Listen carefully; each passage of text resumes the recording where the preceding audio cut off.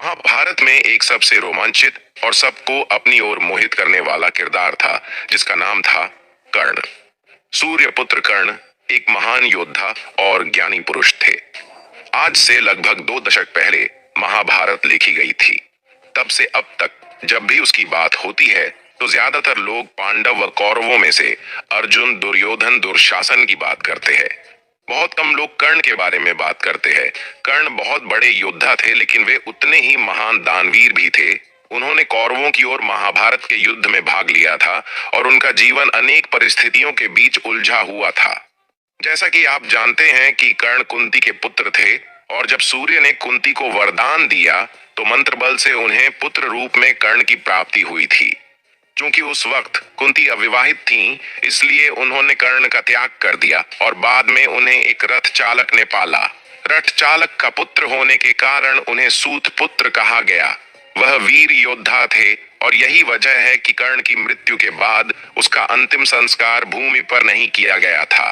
दरअसल उन्होंने श्री कृष्ण से यह वरदान मांगा था कि मृत्यु के पश्चात मेरी देह का ऐसे स्थान पर अंतिम संस्कार कीजिए जहां कोई पाप न हुआ हो। तो दोस्तों, क्या आप जानते हैं कि मरते हुए कर्ण ने क्या कहा कि श्री कृष्ण भी अपना रोना न रोक सके? आइए जानते हैं। इसी तरह की और रहस्यमयी जानकारी प्राप्त करने के लिए हमारे चैनल को आज ही सब्सक्राइब करें और बेल आइकॉन को प्रेस करें। बचपन में कुंती ने एक बार दुर्वासा आर्षि का बहुत अच्छे तरीके से अतिथि सत्कार किया था। इससे प्रसन्न होकर दुर्वासा ने कुंती को एक मंत्र दिया, जिसके द्वारा वो किसी भी देवता को बुला सकती थी। एक दिन कुंती के मन में उस मंत्र को आजमाने का ख्याल आया। वह बाहर निकली तो देखा कि सूर्य अपनी पूरी भव्यता में चमक रहे थे। सूर्य देव आए और कुंती गर्भवती हो गई और एक बालक का जन्म हुआ। वो सिर्फ 14 साल की अविवाहित स्त्री थी। उसे समझ नहीं आया कि ऐसे में सामाजिक स्थितियों से कैसे निपटा जाएगा।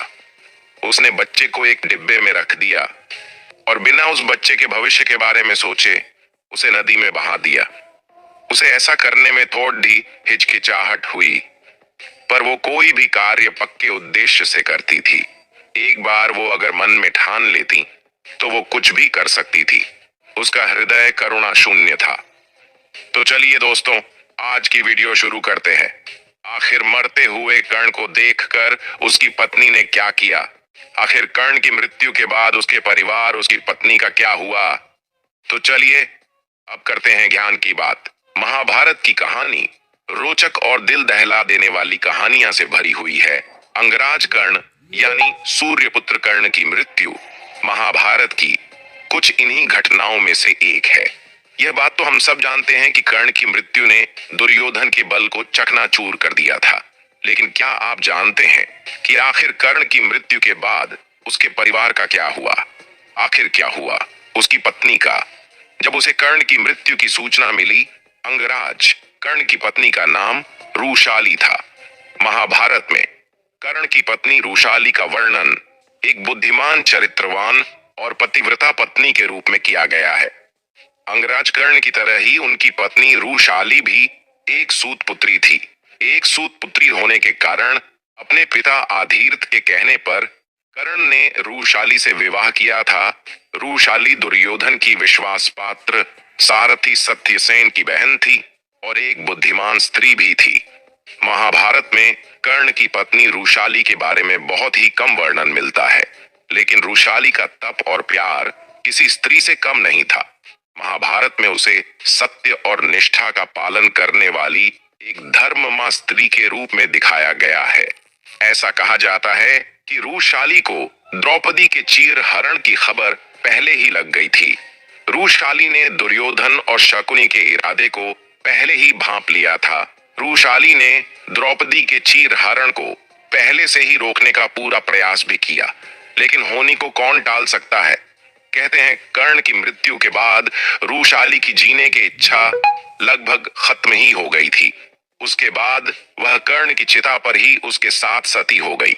महाभारत के युद्ध में कर्ण के सारे पुत्र मारे जा चुके थे, लेकिन उसका और रूशाली का एक पुत्र अंत तक जीवित बचा हुआ था।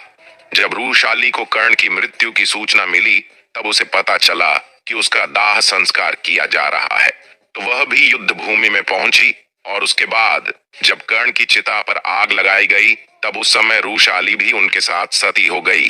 कहते हैं रूशाली और कर्ण का एक पुत्र जीवित बचा हुआ था। जी हाँ, ऐसे तो कर्ण के 9 पुत्र थे। कहते हैं रूशाली तो कर्ण के साथ सती हो गई, लेकिन सुप्रिया माता कुंती गांधारी और धृतराष्ट्र के साथ वन में तप के लिए चली गई थी। कहते हैं कर्ण के यह 9 के 9 पुत्र बड़े ही तेजस्वी और पराक्रमी योद्धा थे और यह सब अपने पिता के समान ही हर युद्ध कौशल में माहिर थे। अपने पिता कर्ण के समान यह भी पांडवों की विजय में बहुत बड़े भ्राता थे। पांडव जानते थे कि बिना कर्ण और उसके पुत्रों के दमन के वह युद्ध नहीं जीत सकते। वही युद्ध के 17 दिन कर्ण और अर्जुन के बीच बड़ा घनघोर युद्ध हुआ। कहते हैं वृक्ष केतु कर्ण और रूशाली का इकलौता जीवित पुत्र था। वर्ष केतु के पिता और अन्य सभी भाइयों का अंत हो चुका था तथा उसकी माता भी कर्ण की चिता पर सती हो गई थी। वृक्ष केतु अकेला हो गया था। उसके सभी अपने चल बसे थे, लेकिन इसके बाद भी उसने कभी भी अपने मन में बदले की भावना नहीं डाली। वृक्ष केतु का बचपन दरअसल अपनी माता यानी रूशाली के साथ ही बीता था, इसलिए उसके चरित्र पर उसकी माता का प्रभाव पड़ा।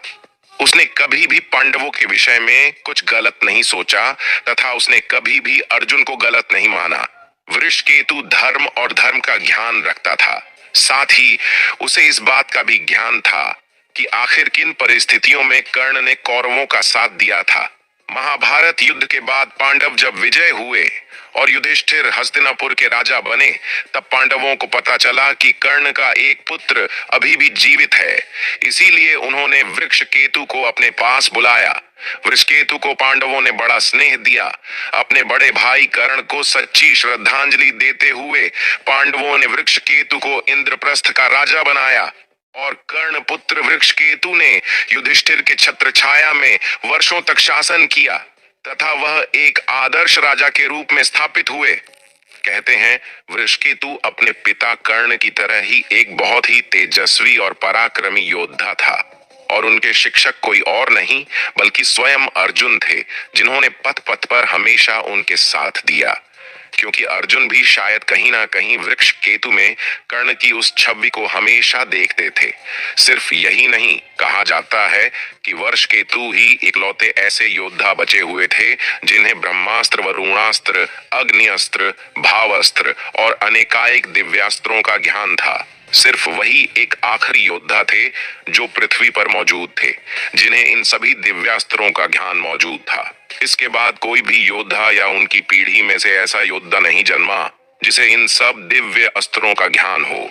तो आप कर्ण के पूरे परिवार के बारे में क्या सोचते हैं? कमेंट बॉक्स में हमें जरूर बताइएगा। अगर कर्ण कौरवों का साथ नहीं देते तो क्या होता, यह भी हमें अवश्य बताइएगा। तो वीडियो पसंद आई लाइक करें, शेयर करें और चैनल को सब्सक्राइब करना बिल्कुल